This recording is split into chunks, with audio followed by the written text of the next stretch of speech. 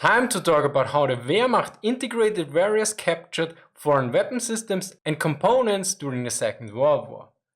I previously talked about this, yet mostly on the employment side, not from the production side. Which is quite a different beast, because producing and/or copying weapons is more complex than just reusing them. For this we will look at various weapons and components from the Soviet Union, the United States, Czechoslovakia and France. Generally, the Wehrmacht and especially the German army was quite open with using a lot of foreign equipment.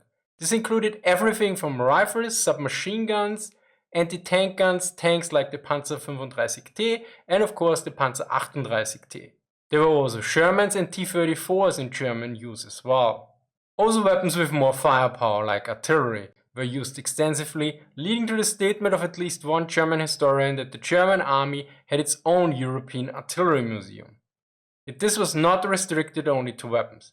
A lot of other equipment was used as well, like French trucks.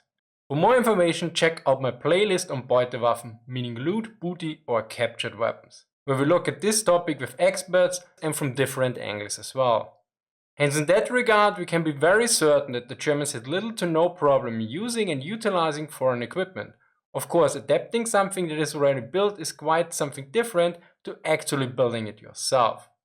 So what foreign weapons did the Germans actually build on their own? When we look at producing foreign weapon systems, we already need to be a bit more careful here, because there are at least 4 different scenarios here. Namely, number 1, building foreign equipment in the original factories that were located in territories occupied by the Germans, like the Panzer 38T. Number 2, copying certain weapon systems, but also changing it. Typical examples would be the Panzer, which was heavily inspired, or at least its development was significantly accelerated by the capture of the US bazooka. Number 3, copying a certain weapon system with little to no changes, like the Soviet 120mm mortar. And number 4, where foreign equipment was used in combination with domestic weapon systems like the Henschel 129. So let us take a look at the first case here, namely building foreign weapons in the original factories that were located in German occupied territories, like the Panzer 38T. Especially since we can clear up some myths here as well. Although the name suggests that this tank was introduced in 1938, this was not the case. Its original Czechoslovakian name was LT-VZ-38. And according to Spielberger, the first series production models were ready in February 1939, but were not delivered to the Czechoslovakian army. After all, in March 1939, the Germans occupied the Czech lands and created the Slovak state. By the end of March 1939, the Kolbendanek factory in Prague was already in contact with the Army Ordnance Office to determine the conditions for further tank production. When the Czech armored fighting vehicle LT-VZ-38 was taken over by the German Wehrmacht, the vehicle became the Panzerkampfwagen 38T here. The T pointed to the Czech production. However, this addition was dropped from 1943. It is important to point out here that for the invasion of Poland, only a limited number of Panzer 38T were available and used, namely 57. Even in May 1940, during the invasion of France, only 228 Panzer 38T were deployed.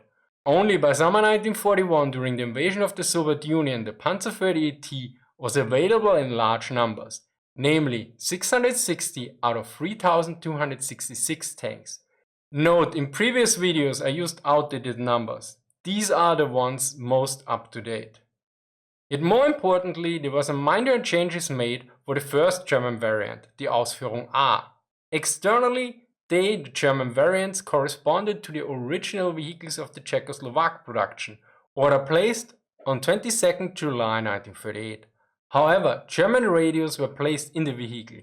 In order to accommodate the gunner demanded by the German armor branch, it was necessary to reduce the original ammunition stock by 3 magazines with 6 rounds each, so 18 rounds. Later variants also saw some minor changes, and some of them were again to adapt to specific requirements of the panzer troops. This is important to keep in mind, since a tank is quite a complicated weapon system, unlike some others discussed here. Yet let us move to the next case, namely copying a weapon system or at least being heavily inspired by it after capture, then changing it and consequently producing it in one's own factory. Here the example is the Panzer and the accounts differ a bit.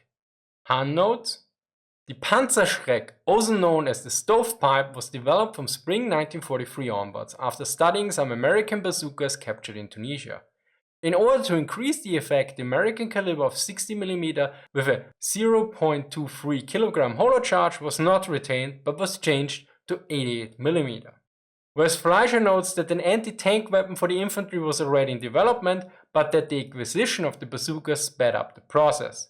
The development work, carried out by the Army Weapons Office, itself was accelerated by the evaluation of some American M1 bazooka anti-tank weapons, which were taken from US troops during the fighting in Tunisia.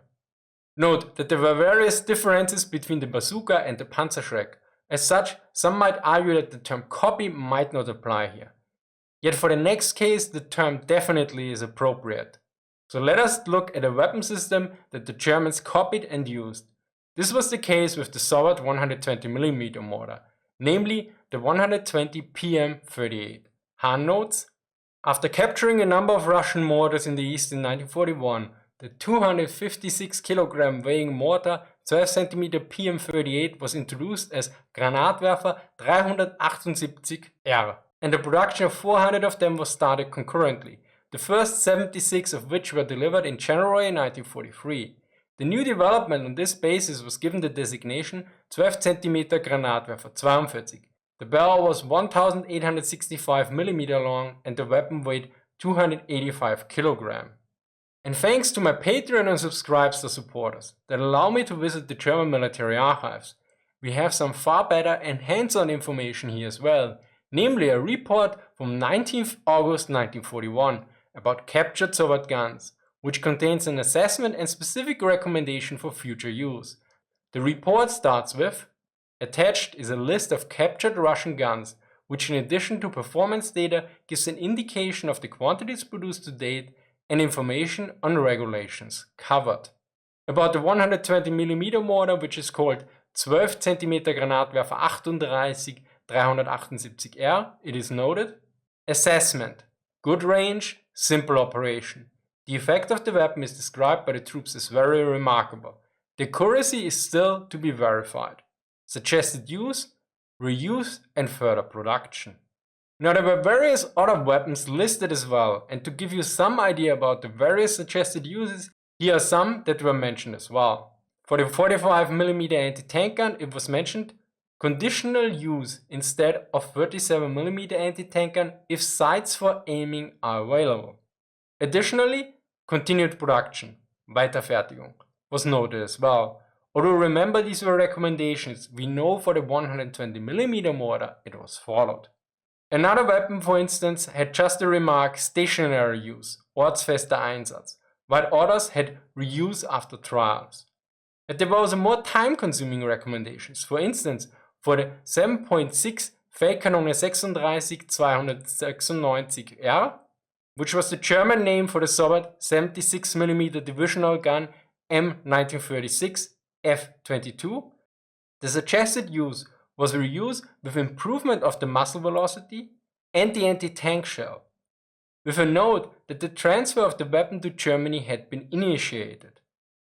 Be aware that this is not the 76mm divisional gun 1942 SIS-3, which the German soldiers called Ratschbomb, which would literally mean rattle boom. Generally, this is a good point to remind you that the Soviets used a lot of 7.62 cm guns, and I'm speaking from personal experience here, since I was rather imprecise about them for quite some time. To give you one more example of a Soviet 7.62 cm gun used by the Germans, there was the 76mm regimental gun M1927, which the Germans called cm-Infanterie-Kanonen-Haubitze 290R.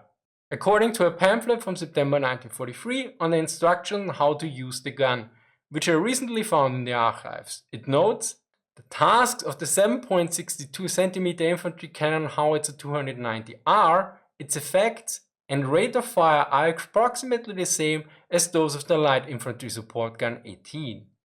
By the way, the leichte Infanteriegeschütz 18 is discussed in this video, but back to copying and using foreign weapon systems. In general, you can see that quite some testing and thought was put into this whole process. Now of course, there's also the scenario that a domestic weapon system was built that utilized an existing piece of equipment that was produced in the occupied territories. Here we give two examples, namely the Panzer Selbstfahrerfette 1 für 7,62 cm Pack 36R and the Henschel 129. The first was a tank destroyer, and be aware that the vehicle had, according to Jens and Doyle, at least 10 different names. One of them was Marder II. Although there was also a Marder II with a different Panzer II chassis and a German gun. This one used the Panzer II chassis in combination with a captured Soviet 76mm gun. Note that for the chassis a rare variant of the Panzer II was used, so it looks quite different. According to Spielberger, the order for a self-propelled anti-tank gun was given in December 1941. A date that might show up in a future video.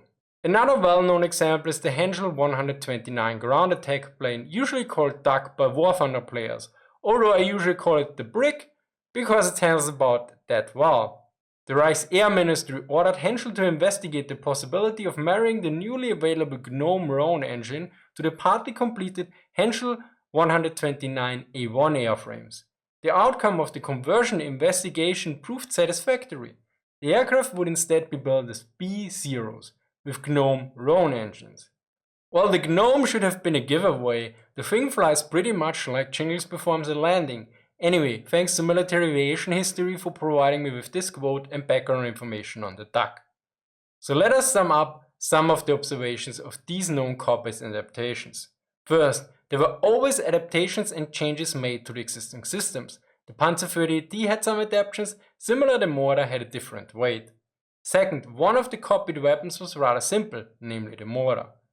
Third, in case of the Panzer 38T, it is important to mention that the whole infrastructure and personnel was available, which was also not completely foreign, since the area and industry before the end of the First World War was part of the Austro-Hungarian Empire, as such German language skills and other overlaps likely existed.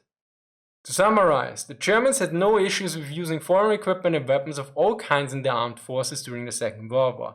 They used captured equipment, they produced foreign equipment in occupied territories, they copied foreign equipment, they reused existing foreign components in their own production, and they combined various foreign equipment into new weapon systems as well.